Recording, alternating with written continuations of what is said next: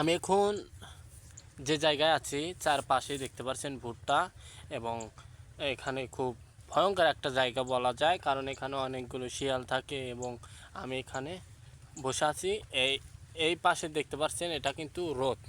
আমি এখন শ্যামায় বসে আছি, কারণ অনেকক্ষণ রোদে কাজ করার পর আমি এখানে বসে আছি। আর একটা কথা হচ্ছে, এখানে অনেক অনেক কৃষক তাদের পরিশ্রম দিয়ে ফসল উৎপাদন করে, এবং আশেপাশে দেখতে পাচ্ছেন অনেকগুলো ভুট্টা গাছ, এবং এইদিকেও কিন্তু ভুট্টা গাছ, আর এইদিকে হচ্ছে ধান ক্ষেত।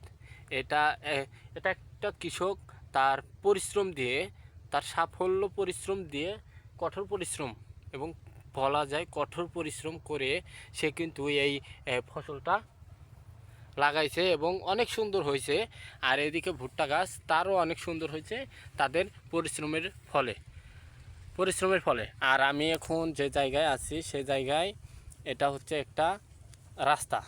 এটা মনে করেন চরাঞ্চলের একটা রাস্তা। এই রাস্তা দিয়ে অনেকেই এখান দিয়ে যাতায়াত করে, কিন্তু সব সময় এখানে লোক পাওয়া যায় না।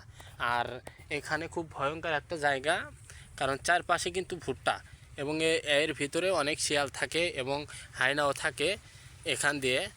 সেখান দিয়ে আমি মনে করেন যে এখানে আমার জীবনকে বিপদের মুখে ফেলে তবু আমরা এখান দিয়ে কাজ করি। অনেক কৃষক কাজ করে এখানে বলা যায় যে আমি আমি কৃষক না, তবে আমি বলতে পারি আমি এখানে আপনাদেরকে দেখাতে এসেছি সে আমি অনেক কষ্টে এখানে এসেছি। আমি ঘেমে গেছি, দেখতে পাচ্ছেন আমার চেহারাটুকু দেখতে পাচ্ছেন, অনেক অনেক ঘামা শরীর। আর আপনাদের এখন আমি দাঁড়িয়ে সেই দৃশ্যটা আর দেখাতে পারলাম না।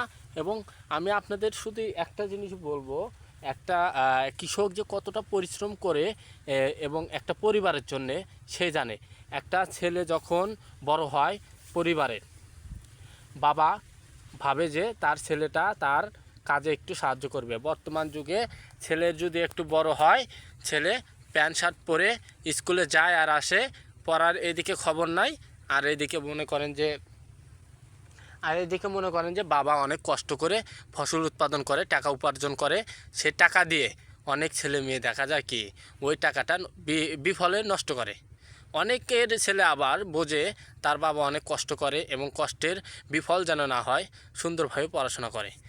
আর আমি আর একটা কথা বলি, কৃষক যদি বলেন আপনারা একটা নিম্ন পদের, তবে এটা ভুল হবে, কারণ কৃষকরা এই দেশের একটা প্রাণ। কৃষকরা এই দেশের প্রাণ। ওই যে দেখতে পাচ্ছেন এটা কিন্তু এটা রোড। আমি আপনাদের বারবার এটা দেখাচ্ছি, কারণ এই রোড দিয়ে আমি যাতায়াত করছি। আর একটা কৃষক একটা দেশের সম্পদ। তারা যদি মনে করেন যে কৃষিকাজ না করে, তাহলে কিন্তু আপনি কিছু খাবারও পাবেন না। আপনার প্রচুর টাকা আছে, আমি ভাবলাম আপনার প্রচুর টাকা আছে, যদি কৃষকরা এই ফসলটা উৎপাদন না করে তাহলে কিন্তু আপনার টাকা যদি মুখের ভিতর দিয়ে খান, তাহলে কিন্তু হবে না। তাহলে আপনার অসুখ হবে এবং আপনি কিন্তু মৃত্যুবরণ করতে পারেন। কারণ আপনি একটা জিনিস ভাববেন যে বাংলাদেশে কৃষকদের সম্মান কিন্তু আলাদা দেওয়া দরকার, কারণ তাদের বিনিময়ে আজ এই বাংলাদেশ বলা যায় টিকে আছে।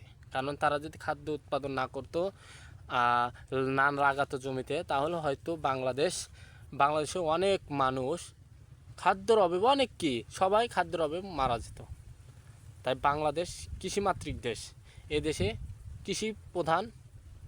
কৃষি প্রধান, কারণ এখানে অনেক কৃষক তাদের কঠোর পরিশ্রমের ফলে তারা ফসল উৎপাদন করে, আর তাদের ফসলের বিনিময়ে আমরা সেই ফসলের খাদ্য হিসাবে আমরা কিছু পাই। তাই আপনারা যে যাই বলুন না কেন, কৃষকদের কখনো অসম্মান করবেন না। আর হচ্ছে মনে করেন যে এই পৃথিবীটা কিন্তু মানে গোল। কারণ আপনার সাথে যদি আজকে আমার দেখা হয়, কালকেও হয়তো আপনার সাথে আমার দেখা হবে না এটা না। যদি বেঁচে থাকি পৃথিবীতে, একদিন না একদিন দেখা হবে। তাই এমনভাবে মানুষের সাথে ব্যবহার করুন যাতে মানুষরা আপনার ব্যবহারটা দেখে খুব একটা মনোমুগ্ধকর এবং বলে যে না এই ছেলেটা এই এই মুরব্বিটা অনেক ভালো, এরকম ব্যবহার করুন। আজকে যদি আপনি খারাপ ব্যবহার করেন ভাই, মরে যাবেন, আপনি মরার পরেও বলবে যে ওই মানুষটা খারাপ ছিল। তাই ভাই মরার পরেও যান, মানুষ বলতে পারে যে এই মানুষটা অনেক ভালো ছিল। আর একটা জিনিস আপনি খেয়াল করে দেখবেন, এই যে আমি যে জায়গায় বসে আছি আমার উপরে কিন্তু আকাশ, আকাশ তেমন দেখতে পাচ্ছেন না, কারণ আমার ক্যামেরাটা তেমন কিন্তু স্পষ্ট না। আমি এক জায়গায় থেকে আপনাদের ভিডিও দেখাচ্ছি। এ আসমান আর জমিনের অনেক তফাৎ, কিন্তু অনেক তফাৎ। আর এই তফাৎটা যদি আপনি পৃথিবীতে তফাৎ হিসাবে ধরেন তাহলে কিন্তু হবে না, কারণ আপনি ধনী, এটা আপনার নসিবে ছিল, আপনি ধনী হয়েছেন। কিন্তু আপনি যদি সেই টাকা পয়সার বিনিময়ে যদি গরিব মানুষ বলে মনে না করেন, তাহলে ভাই তাহলে জীবন সার্থক হবে না আপনার।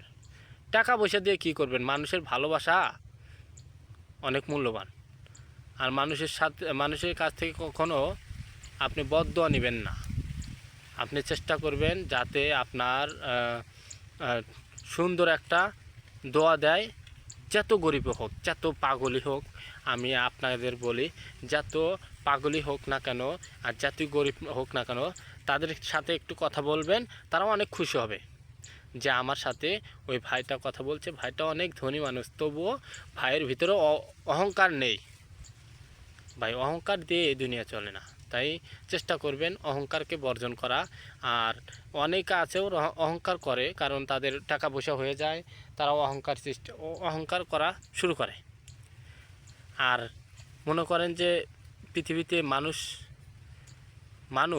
আমরা মানুষ শুধু নামে, কাজে একটুখানি না। আমরা মানে এমন একটা মানুষ যেখানে মনে করেন যে একজন যদি বিপদে পড়ে, তাকে উদ্ধার না করে আমরা তার পুরা দৃশ্য দেখি, তাকে নিয়ে সমালোচনা করি এবং বিভিন্ন ধরনের কথাবার্তা বলি। এগুলো বলা উচিত না। দেখবেন সে অন্যায় করলে তাকে শাস্তি গ্রহণ করতে হবে, এতে যেই হোক না কেন। আপনি যদি এখানে যদি যেই হোক না কেন এই পৃথিবীতে, বা আপনি যে জায়গায় থাকেন না কেন, সে যদি অন্যায় করে, সে যদি শাস্তি পাওয়ার যোগ্য, তাকে শাস্তি দেবেন। কিন্তু বিনা অপরাধী লোকদের কখনো শাস্তি দিবেন না। কারণ এই দেশে আপনি যদি দেখেন, এই দেশের কথা বলছি না, পুরা বিশ্বের কথা বলছি আমি। দেখেন আপনার মাথার যখন তেল থাকবে, আপনার চারপাশে অনেকে আসবে আপনার মাথার তেল দিতে। আর যখন তেল না থাকবে, তখন কিন্তু আপনাকে আর তেল দিতে কেউ আসবে না বা কেউ বলবেও না। এখন আপনারা বলতে পারেন তেল শব্দটা কেন ব্যবহার করলাম? কারণ তেলটা ব্যবহার করলাম যে আপনারা একটু ভাবেন, কারণ তেল মানে আমি এটা বাংলা ভাষায় এটা যাকে প্রবাদ বলে, আর আমি আপনাদেরকে বোঝাচ্ছি তেল মানে টাকাকে বোঝানো হয়েছে। কারণ আপনার যদি পকেট ভর্তি টাকা থাকে, তাহলে দেখবেন অনেক মানুষ আপনাকে টাকা দেওয়ার জন্যে প্রস্তুত। নেন ভাই আমার থেকে টাকা নেন ভাই আমার থেকে টাকা নেন, ও নেন, মানে আপনাকে বলবেই। কারণ আপনার টাকা আছে, তাই আপনাকে আরও টাকা দিতে চায়। আপনার প্রয়োজন নাই, তাই আপনাকে আরও টাকা দিতে চায়।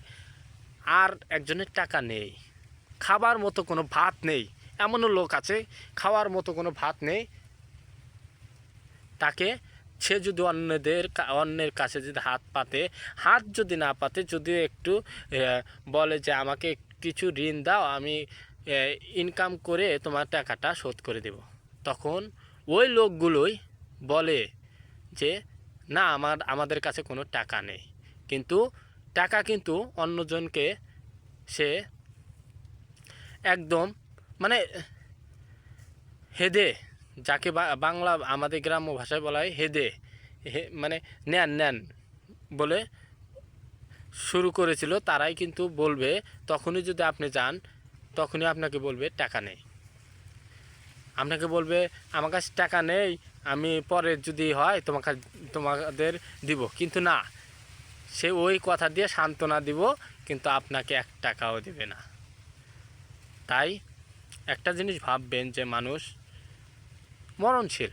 আপনি ধন সম্পদ অনেক করছেন, একদিন মৃত্যুবরণ করতে হবে, এটা কিন্তু ভাববেন।